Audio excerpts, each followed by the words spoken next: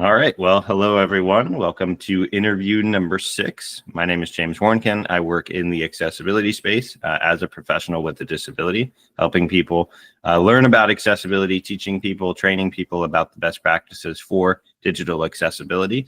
And one of the ways we do that is through having new conversations that maybe haven't been had before.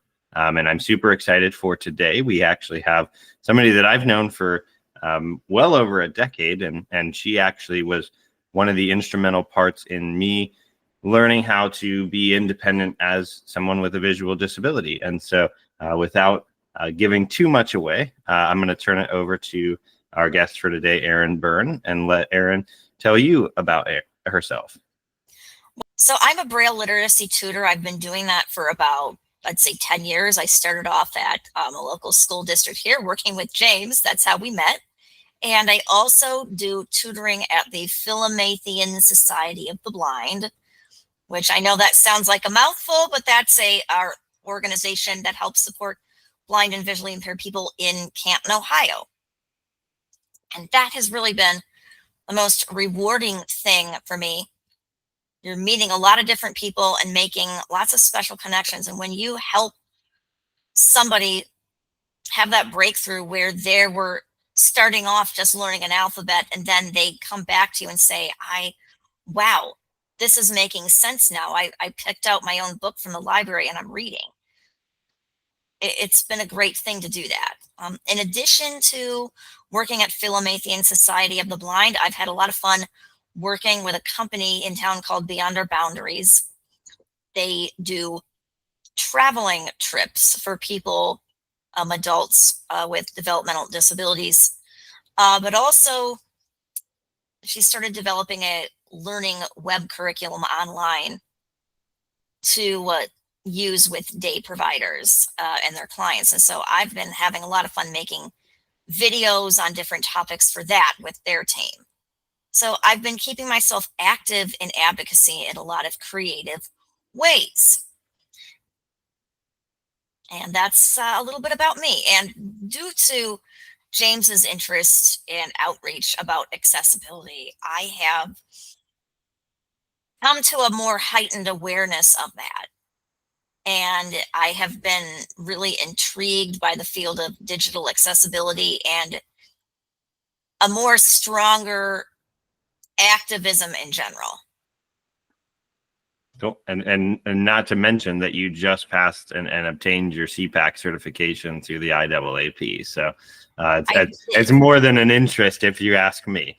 You're it's certified. A commitment. That would be right. Yeah, you said it best. You're involved in a lot of different aspects of accessibility. A lot of them from different creative outlets that maybe most people wouldn't think about. And so for a little bit of backstory, Erin actually used to come to the high school that I went to, and instead of going to study hall, I would sit and work with Erin practicing reading and writing in Braille. And that was one of the valuable skills that I found important as somebody who was progressively losing their vision. There may come a day where I don't have a whole lot of vision left, and where Braille and things like that are my only way to read and write and potentially communicate. And so I was more of a preparation mindset, not necessarily a necessity right now. But Erin was the person that was coming in and working with me for multiple hours at a time, helping me learn the different grades of Braille, practicing writing, increasing speed of being able to read and write, because Braille takes up a lot of space. It's multiple volumes for a single book when it's converted into Braille. And so that is where Erin and I first got connected, as she said. And now kind of 10 years later, it's come full circle to where Erin has been very focused and dedicated to learning the digital side of accessibility. So you've kind of taken this traditional to digital approach, which I find fascinating. And we don't see that very often. And the thing in the middle with the trips and the videos, I was unaware of that until this past week. And so continuing to learn about all of the great things you're doing within the advocacy space, within the accessibility space as a whole, And so I want to first start at the beginning with the Braille literacy. So what led you into that as work, as a profession, wanting to help people like teenage James read and write in Braille? Honestly, when I came out of college, I was a music major, but I felt like performing and entertaining people is fun, but I felt like that wasn't really who I was all the way through. I felt like there was a lot more for me to explore. So I did a lot of personal soul searching, and it was a little stressful. I was just trying to figure out what I actually wanted to be when I grew up. And I knew that I kind of had a sense that teaching would be more interesting for me and a little bit more intellectual. And so I started experimenting with that a little bit, tutoring people in different subjects in the classroom, like Spanish. um, I had a friend who I was giving computer technology some basic lessons to, and I realized that this was something that I was really in tune with a purpose there for me, and it was just clicked.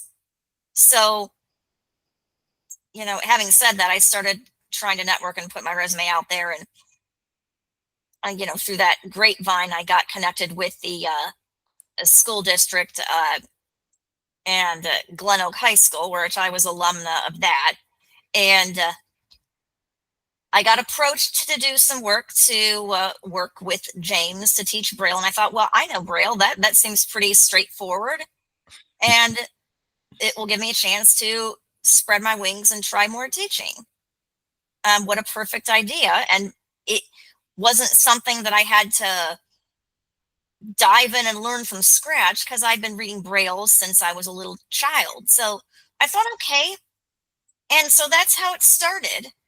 And I ended up, you know, liking it a lot and enjoying the kinds of experiences that I was having, and learning a lot through teaching, what worked, what didn't, how to get more professional skills.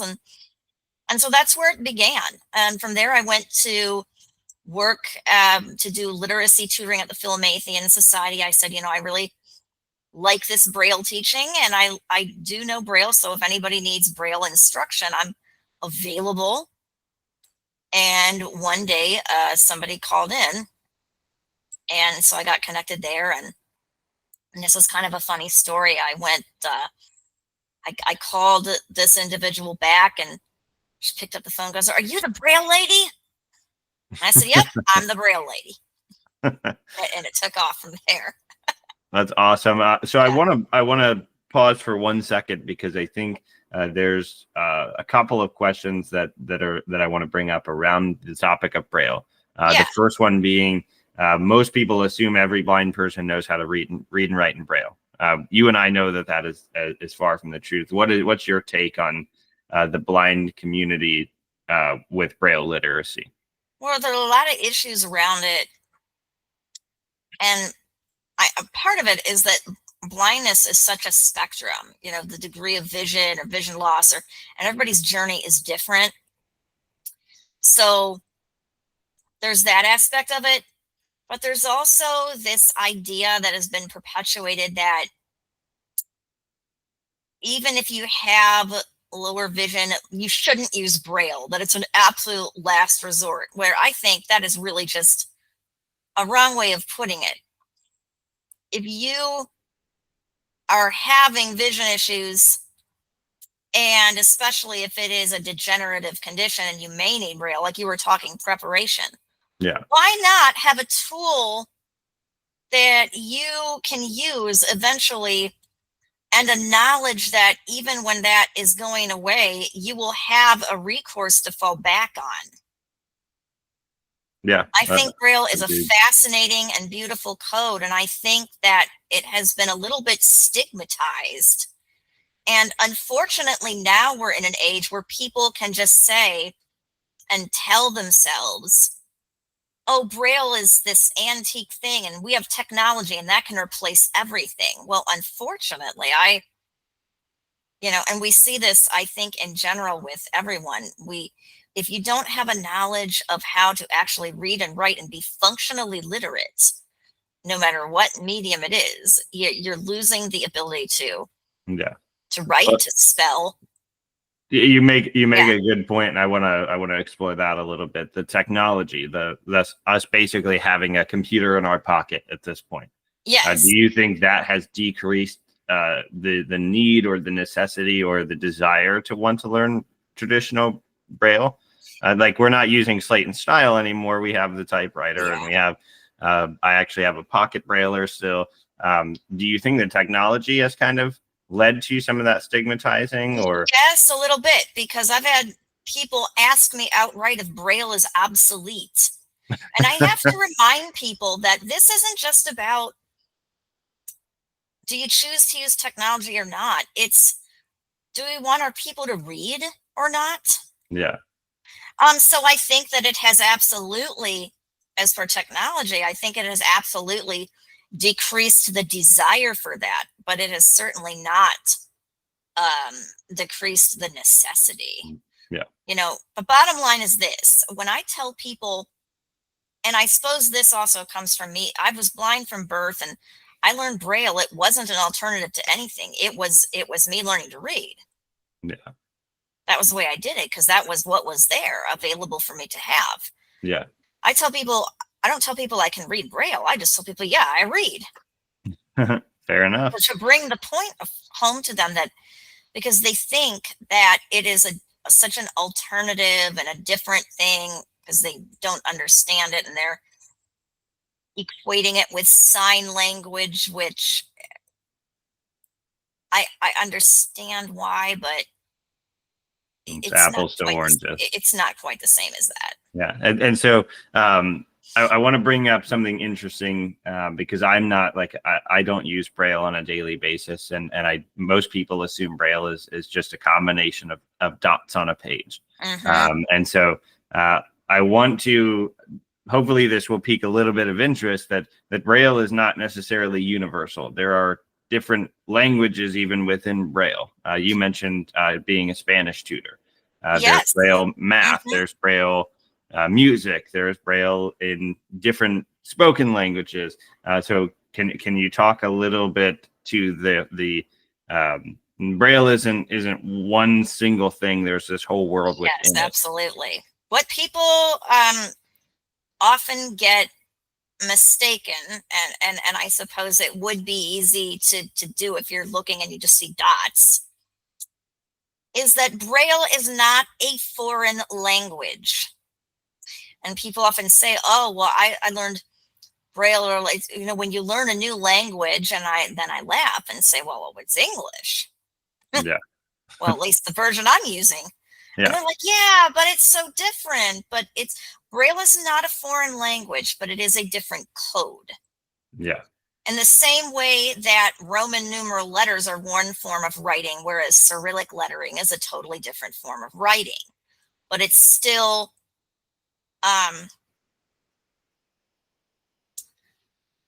I don't know if that's the best analogy, because the different languages do use different things, but you can see what I'm saying. It's still English words and letters at the end of the day.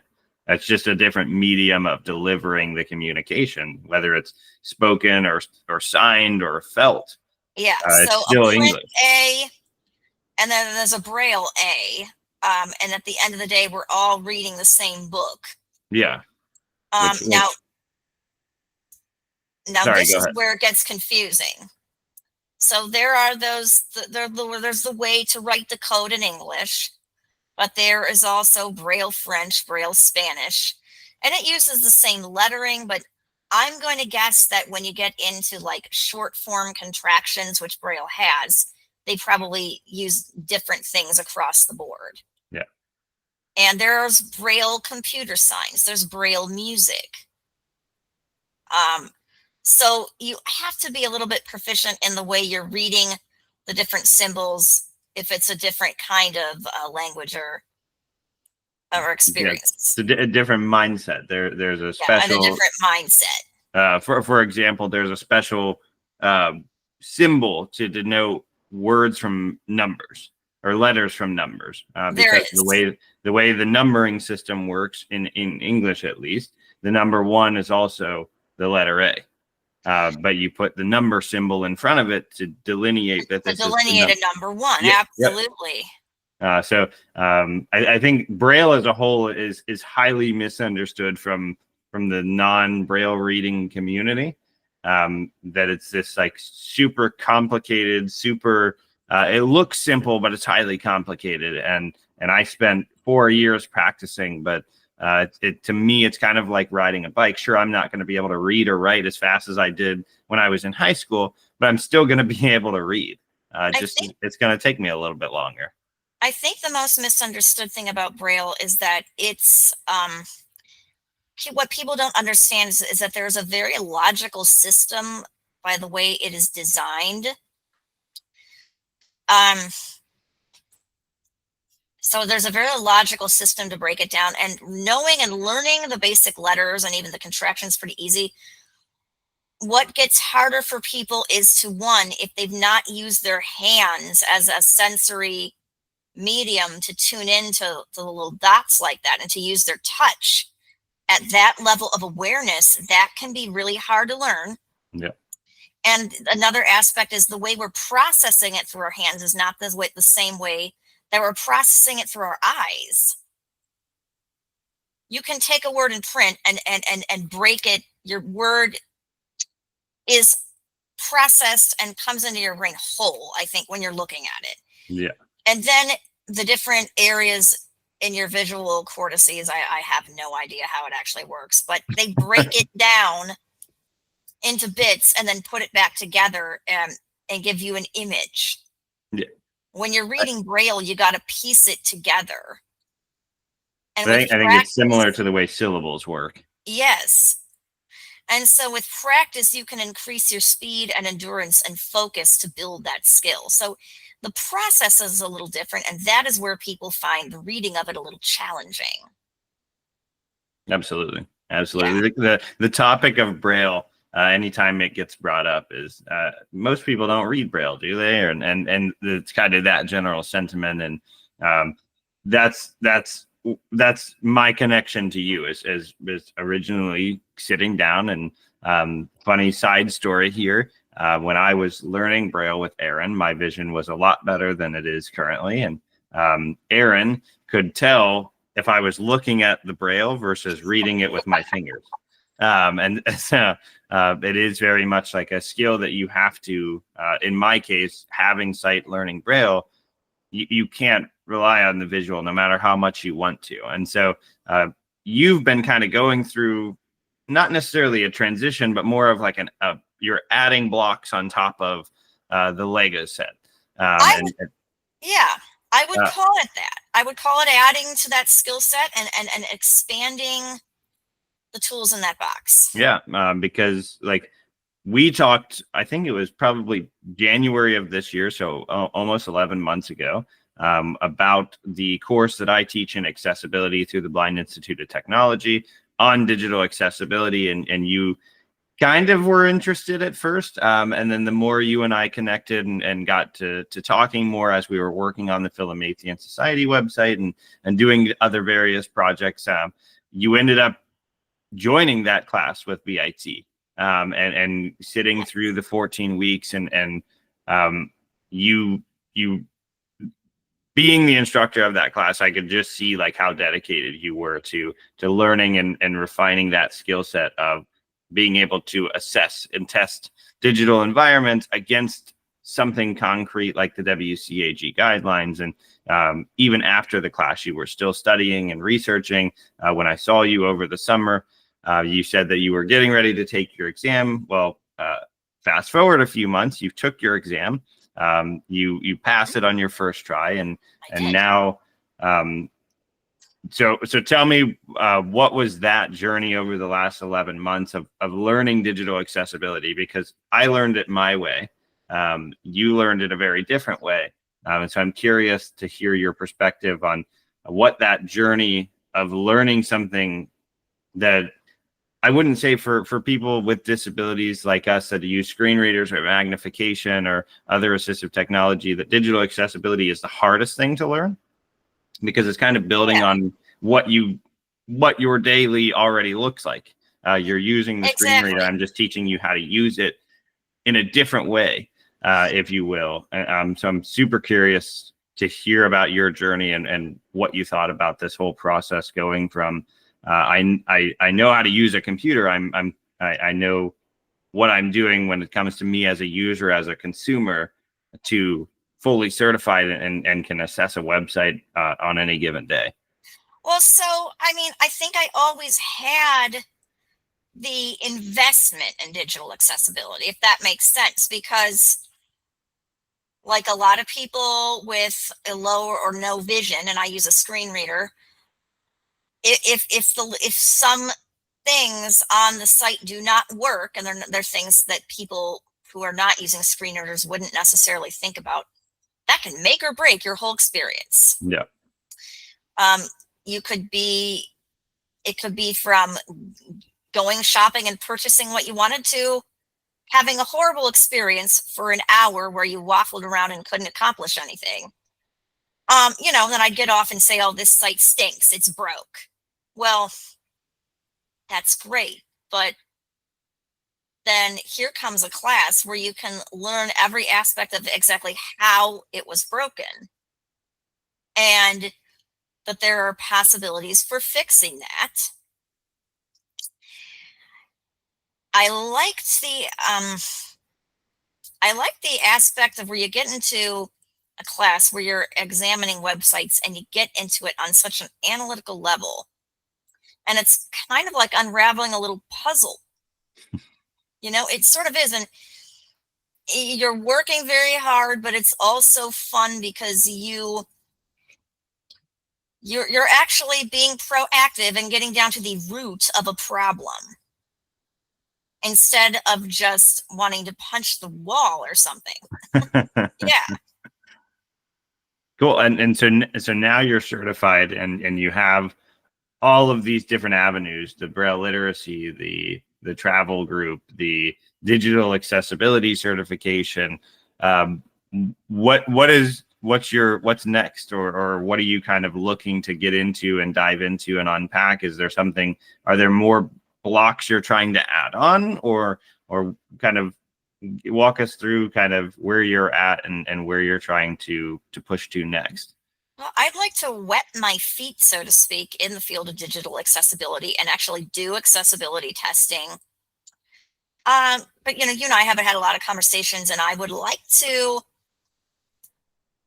make more people aware in my own community and just kind of spread the word of how important it is. I mean, I think as a general rule, people have been increasing their awareness of accessibility, but I'd like to see that happen, not solely motivated on litigation and worry about that, but just because, you should.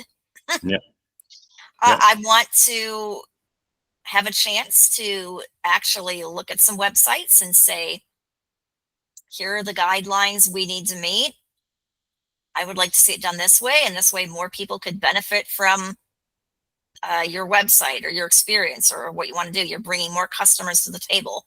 Yeah. I want to do that, but also taking that class has made me more aware of just the general social accessibility.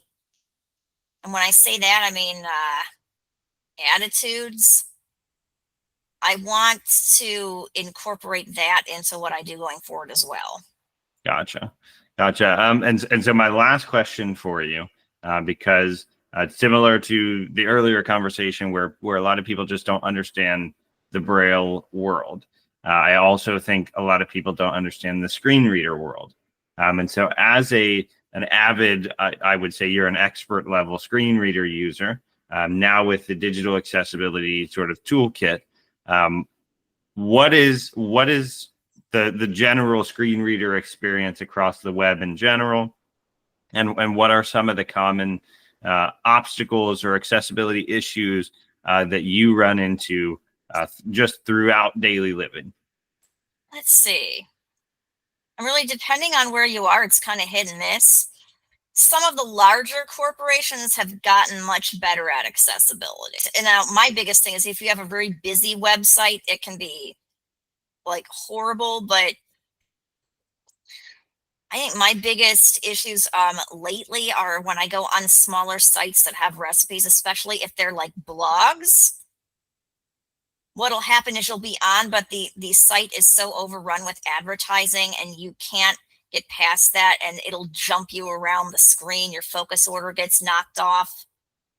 And there are enough distractions where it's too hard for you to read. And if, for example, you don't have any control over playing or stopping a video or scrolling of an ad, or if the screen reader is coded to keep announcing an ad, where have you ever been on a site where it's this ad will end in 10 seconds, this ad will end in 9 seconds, this ad, and it'll do that. And you can't, it's a real bear to try and read what you were trying to read on that site. Yeah. I'm running into a lot of that lately. Now, and here's one. I was trying to edit something, a payment on a site that I was on. And there was a menu box that you could open. There was an expandable menu where I think that you were supposed to be able to go in and click and select to edit what I wanted to edit in the settings. And the menu items were not readable. I would go and down arrow on the keyboard because when you're using a screen reader, you're using keyboard commands and navigators. Well, nothing happened at all. So I'm like, well, I guess I'm not doing this today. Yeah. Unless I get help. Oh, brother. Yeah. I think the biggest thing with the screen reader experience is a lot of people are so used to seeing it that a lot of people will turn a screen reader on and they can still see what's on the screen. Yeah. And so their brain is filling those gaps. Whereas if you turn it off and you can't see the screen and all you have is to hear it.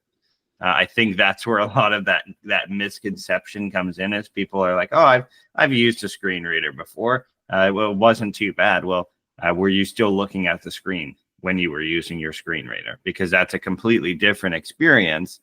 Because now you're seeing it and hearing it. But yeah, I think one of the biggest misconceptions is that people can still see what's on the screen while they're using a screen reader. Yes. People don't necessarily take away the visual component. I was doing a training a couple of weeks ago. It was a document accessibility training, and I had an inaccessible Word document. And I purposely shared my screen, but moved the document to my second monitor. So they could only see like my desktop background. They couldn't actually see the Word document. We got about 2 pages in before somebody said, could I see what the document looks like while we're hearing it? And I had to tell them, like, that's part of the experience here is that you don't. And that's what people do not understand. Even when you tell them on the phone, they're trying to direct you somewhere on a website. And I've actually got on the phone and told people, oh, I'm visually impaired. I have no eyesight. I don't see. As in I can't see. I don't and can't see. And they're like, well, if you go down, there's a little green circle right there. I've said, I actually, like, no, there's no green circle. There's nothing. That's funny. So the way we navigate the web, yeah, I know, is a little bit different methodology involved. And there are certain structural elements on a website, like headings, that we love that a person with sight may not necessarily value as much. So there are things like that. Absolutely. But I think that what people don't understand is if I tell something or tell people, and I have to be careful about this, because if I say this doesn't appear on my screen, if my screen reader is not picking it up, I would used to say, this doesn't appear on my screen, or I don't see this, or it's not here. And the sighted people will say, well, it's here, it's in front of me, I'm looking at it. Well, I got to tell them now, it's not perceivable. Yeah. Because the screen reader has not it's not coded to be picked up. It is not perceivable. So it's basically not there. Well, and I think that kind of perfectly blends the two areas that you said you want to venture into. One is the attitude and the awareness.